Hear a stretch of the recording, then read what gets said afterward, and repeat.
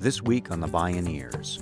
When what is being fought for is not an abstract emission reduction target, but an identity, a culture, a beloved place, no bribe will be big enough. These communities are simply saying no. I'm Neil Harvey. It's climate resistance movements this week with Naomi Klein and Native activist Clayton Thomas-Muller on the Bioneers, Revolution from the Heart of Nature.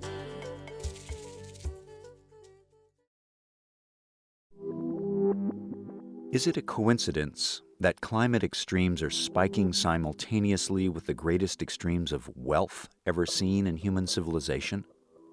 The driving force behind today's unprecedented globalized collapse is financial. Corporate economic globalization has hyper-concentrated wealth in the hands of the ever fewer. A handful of billionaire plutocrats who profit from fossil fuels hold the world economy hostage and dominate government policy in many parts of the world. It's boom and doom, the final throes of an oligarchic economic system bedeviled by the stranded assets of fossil fuel interests and the impossibility of unlimited material growth on a finite planet. Yet climate disruption requires that we fast forward the transition off fossil fuels worldwide. How? What can't be denied is the momentum of growing social movements. They're organizing and building alliances to resist the oiligarchy head-on, while demanding justice for communities who are most affected. In this program, we hear from two leaders on the front lines of Canada, where one of the biggest social movements in modern history is just saying no to fossil fuel extraction, with activist and author Naomi Klein and Indigenous leader Clayton Thomas-Muller of Idle No More. This is Just Say No, Planet Hackers, Resistance Movements, and Climate Justice. My name is Neil Harvey. I'll be your host. Welcome to the Bioneers, Revolution from the Heart of Nature.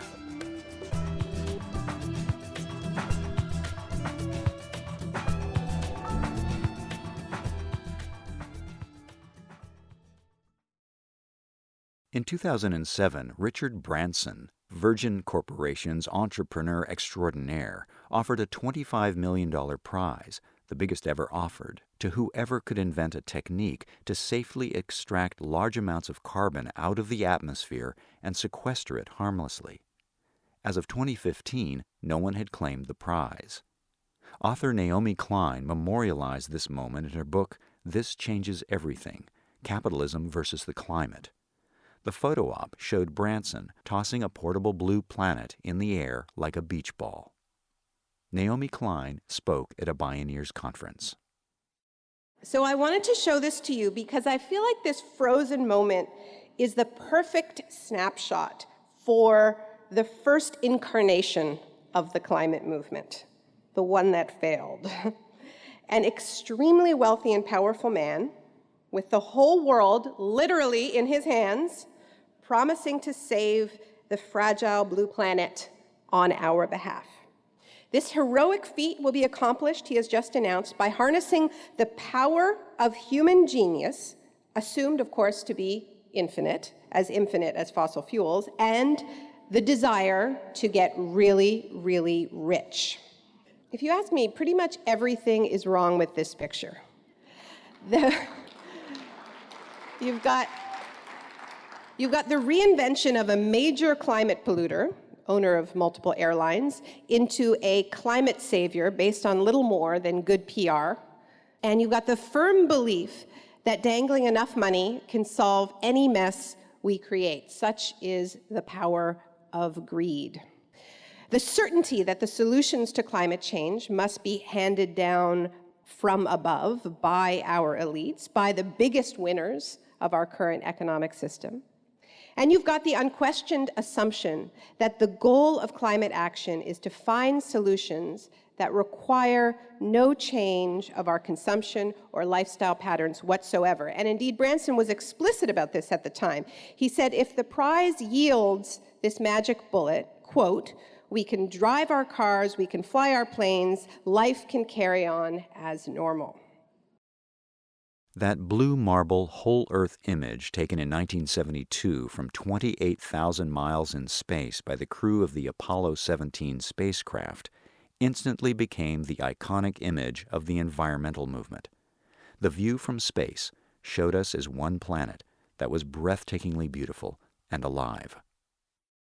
It's the thing that we're supposed to protect at UN climate conferences. It's the thing we're called upon to save every Earth Day, as if the planet were an endangered species or a starving child far away or a pet in need of our love and care. And that conception is, I think, just as dangerous as that idea born in the 1600s that the Earth was an inert machine and that we humans were its engineers, called upon by God to exert total mastery. Though these seemingly quite different narratives, different in spirit, both put humans quite literally on top of the world. When we marvel at that blue marble in all of its delicacy and frailty and resolve to save the planet, we cast ourselves in a very specific role. That role is of a parent, the parent of the earth. But the opposite is the case, as every traditional society that sees the earth as a mother knows. It is we humans who are fragile and vulnerable, and the earth that is hardy and powerful and holds us in its hands. In pragmatic terms, our challenge is less to save the earth from ourselves and more to save ourselves from an earth that, if pushed too far, has ample power to rock, burn, and shake us off completely.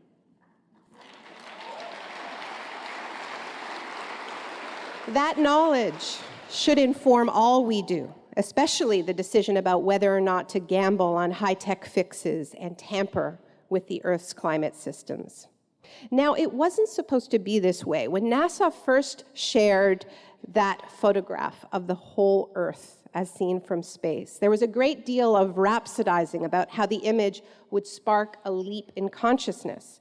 When we were finally able to see our world as an interconnected and holistic entity, we at last would understand that this lonely planet is our only home, and that it's up to us to be its responsible caretakers. This was spaceship Earth, and the great hope was that being able to see it would cause everyone to grasp our dependence on that fragile envelope of soil and atmosphere on which our collective survival is based. So how did we get from that humility before life's precariousness to celebrating billionaires playing planetary beach ball?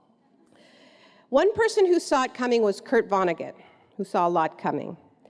He wrote in 1969, "Earth is such a pretty blue and pink and white pearl in the pictures NASA sent to me. It looks so clean. You can't see all the hungry, angry earthlings down there, and the smoke and the sewage and the trash and the sophisticated weaponry. In other words, seen from space, there are no people down there." Until that transformational moment, environmentalism had been distinctly earthbound. The vision was usually localized to exalt a beloved place or animal or natural wonder. Suddenly, our perspective shifted. When environmentalism went into outer space, things did start getting awfully blurry. Because if you are perpetually looking down at the earth from above, rather than up from its roots and soil, it begins to make a certain kind of sense to start shuffling around pollution sources and pollution sinks as if they were pieces on a planetary-sized chessboard. A tropical forest to drink up the emissions from a refinery in Ohio and call it a carbon offset, for instance. Fracked gas to replace coal and call it a bridge fuel. Great fields of corn to displace petroleum and call it green energy. And perhaps if we stay on the road we're on, towards catastrophic levels of warming, iron in the oceans to soak up the carbon in the sky and sulfur dioxide in the stratosphere to reflect the sun's rays back to space, so-called geo-engineering. It's awfully reassuring to imagine that a technological intervention could save the Arctic ice from melting, but what many of the models shows is that putting sulfur into the stratosphere could well interfere with the monsoons in India and Africa. And once again, far too little attention is being paid to the billions of people who live in those monsoon-fed parts of the world and could well pay the price for these high-risk technologies with their lives. But for a great deal of our elites, it's actually easier to imagine dimming the sun on a planetary scale than rolling out a renewable energy program that would put solar panels on people's roofs. Uneconomic, says Bill Gates. The danger is not so much that these radical visions will be realized. Geoengineering the Earth is a long shot, never mind terraforming Mars. The problem is that these various technological escape fantasies are already doing real harm in the here and now. Like the view from space that shows no people, says Naomi Klein, such techno-utopian visions Photoshop out the people living on the ground. This chronic forgetfulness about inconvenient other people is the thread that unites so many fateful climate policies of recent years.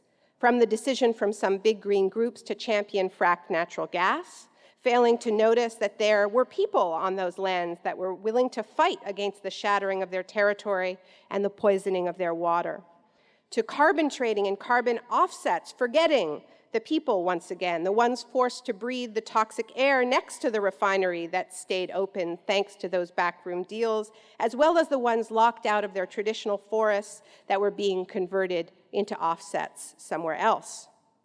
Now, if a current batch of these schemes doesn't work, the same story tells us that something else will surely arrive in the nick of time. We are, after all, the super species, the chosen one, the God species. We will triumph in the end because triumphing is what we do. But do any of us really believe these stories anymore?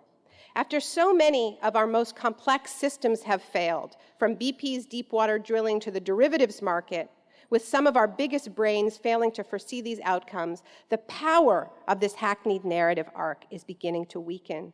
We're losing faith in messianic billionaires and their technological miracles they keep dangling to protect a toxic status quo.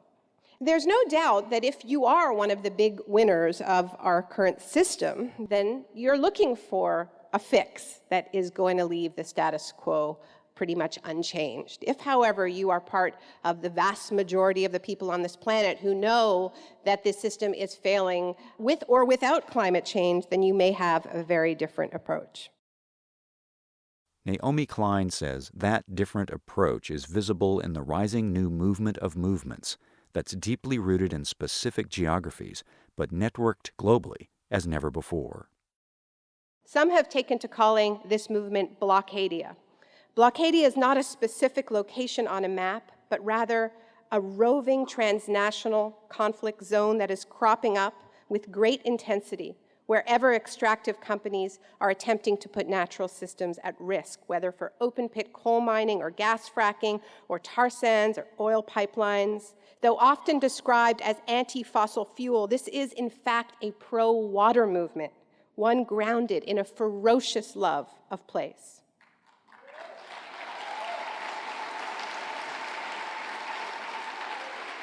And as you'll be hearing from my dear friend Clayton Thomas-Muller next, many of these movements are led by Indigenous people using their land and title rights to block planet destabilizing projects. Increasingly, they are also inspired and being transformed by an Indigenous worldview that is reviving long-buried traditions of humility before nature and the deep knowledge that we are not above the world, but of it, the antithesis of the hubris of the would-be planet hackers. This movement is telling new stories to replace the techno-escape fantasies that this planet is our only home and that what comes around goes around. And most importantly, what goes up stays up for a very long time. We should be a lot more careful about what we put there. This is more than a change in strategy. It's a fundamental change in perspective and values. Naomi Klein, author of This Changes Everything and the Shock Doctrine.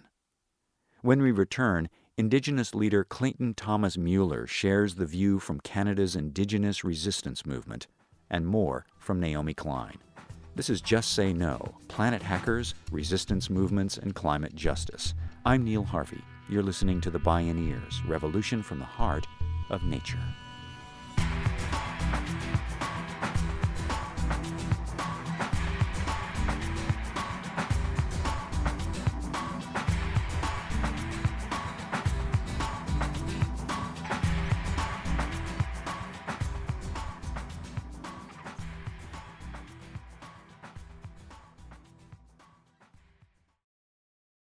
To explore all available Bioneers radio shows, video programming, and more from Naomi Klein, please visit bioneers.org. And our thanks for the generous support from listeners like you. Today across Canada, an unprecedented number of communities have risen up against colonialism and the ecological devastation of their traditional lands. There is potential now for a broad social movement that issues a challenge to Canadian capitalism, colonialism, and ecological destruction that is profound as the broadest social movements of the past 40 years. Clayton Thomas-Muller is a leading Canadian-based First Nations activist working for Indigenous peoples' self-determination and environmental justice. A member of the Matthias-Kalom Cree Nation of northern Manitoba, he's a campaigner with 350.org, co-director of the Indigenous tar sands campaign, and works with the Idle No More movement. He's campaigned tirelessly across Canada, Alaska, and the lower 48 states in hundreds of Indigenous communities to resist the encroachments of the fossil fuel industry. 10 years ago, when I last gave a keynote here at the Bioneers, I stated that climate change was the civil rights issue of my generation. And I set out on a journey with many strong Indigenous peoples to build what has become the most visible environmental and Indigenous rights campaign in history, the Indigenous tar sands campaign. And after many battles ending in loss and many more in victory, we are now seeing the impact of our collective work.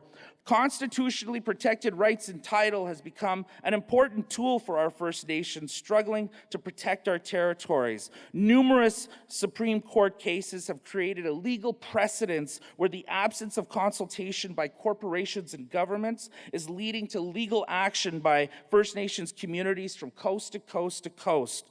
And this is raising the alarm bells for resource industries such as forestry, mining, and oil and gas. And combined with numerous well-organized, unrelenting acts of protest to resource projects, this legal regime based on Aboriginal rights and title is giving resource companies pause and raising concerns within the government for plans for resource exploitation in Canada. Canada's Constitution uniquely provides treaty rights including consultation to its Indigenous peoples, who are successfully organizing to enforce them. Section 35 of Canada's Constitution protects both inherent and treaty rights of Indigenous peoples, including the duty to consult. This has led to many successful organizing victories to defend their collective rights to hunt, fish, and trap. This rights-based approach has been tested time and time again. It has been validated by over 170 Supreme Court victories. It is validated by all of the international Indian treaties. It is validated by the UN Declaration on the Rights of Indigenous Peoples, by the ILO Convention 169, and many, many other legal instruments, both domestic and international. There are dozens of stories of resistance by First Nations communities to resource development.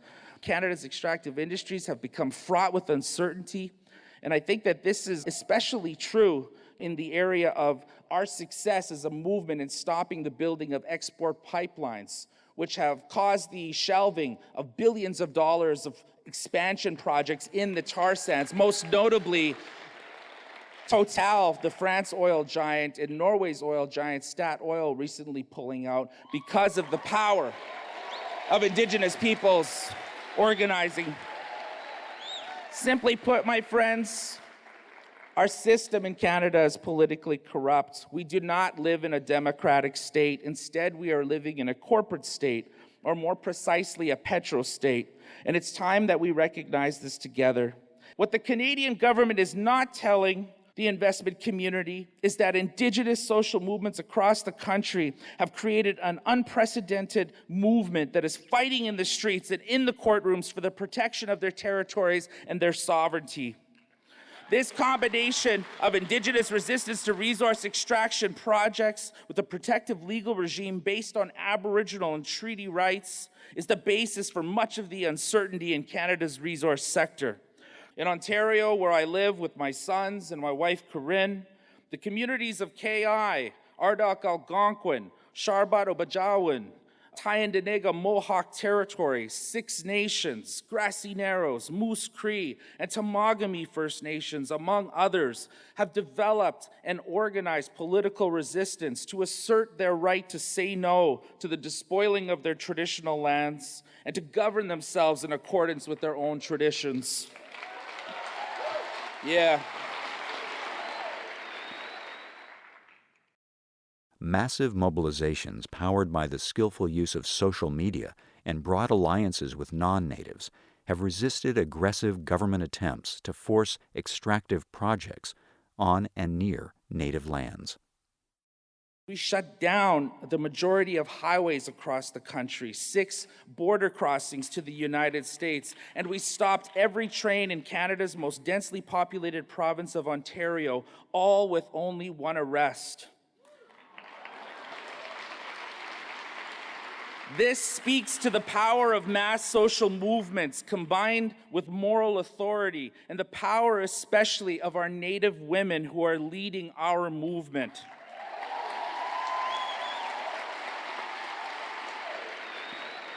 And there is a powerful metaphor between the economic policies of the country of Canada and the United States and their treatment of our Indigenous women and girls.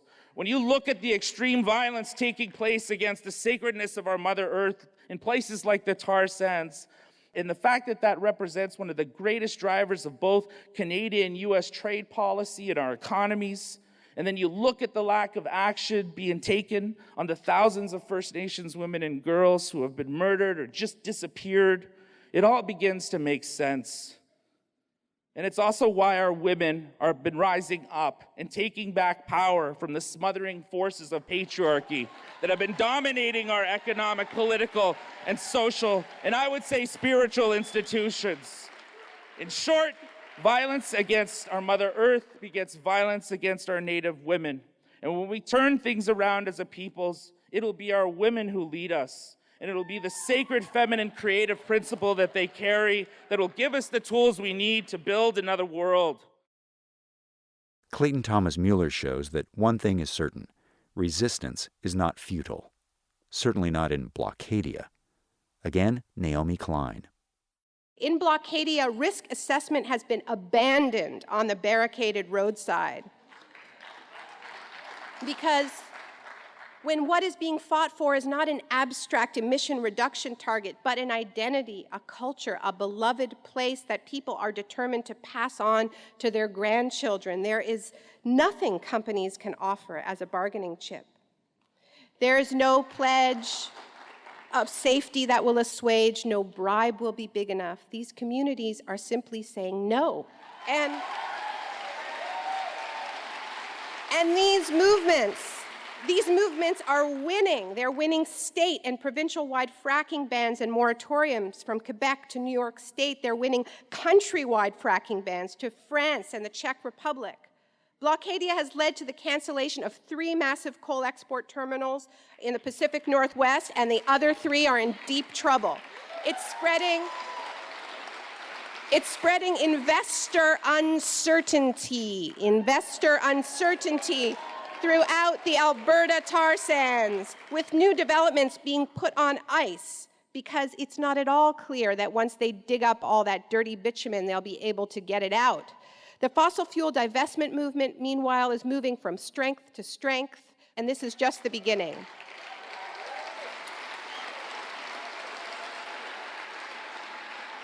This is just the beginning because local fights are morphing into guiding principles. No new carbon frontiers from the Arctic to the Amazon. No new sacrifice zones. We can power our lives without poisoning anyone. Justice and reparations for the communities that have already suffered the most in the old model. The polluter must pay to clean up this mess. The bill cannot be passed on to the most vulnerable. The time of privatized profits and socialized gains is coming to a close. This is a movement of many movements, and though utterly undetectable from outer space, it is beginning to shake the fossil fuel companies to their very core. Thank you.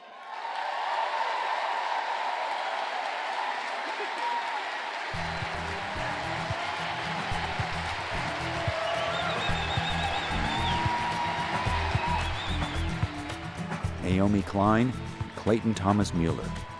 Just Say No: Planet Hackers, Resistance Movements, and Climate Justice.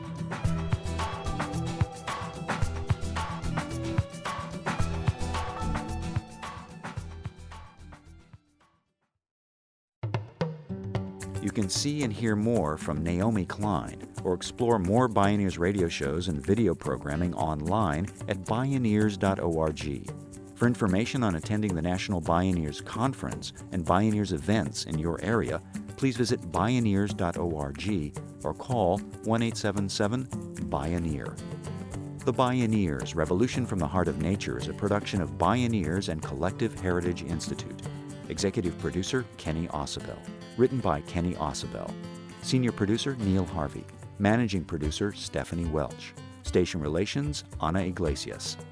Our theme music is taken from the album Journey Between by Baka Beyond and used by permission of Hannibal Records, a Rykodisc label. Additional music was made available by Sounds True at soundstrue.com. For more music information, please visit bioneers.org. The opinions expressed in the Bioneers Revolution from the Heart of Nature radio series are those of the presenters and are not necessarily those of Bioneers and Collective Heritage Institute, the underwriters, or this radio station. My name is Neil Harvey. Thank you for listening. I invite you to join the Bioneers in inspiring a shift to live on Earth in ways that honor the web of life, each other, and future generations. This is program number 0915.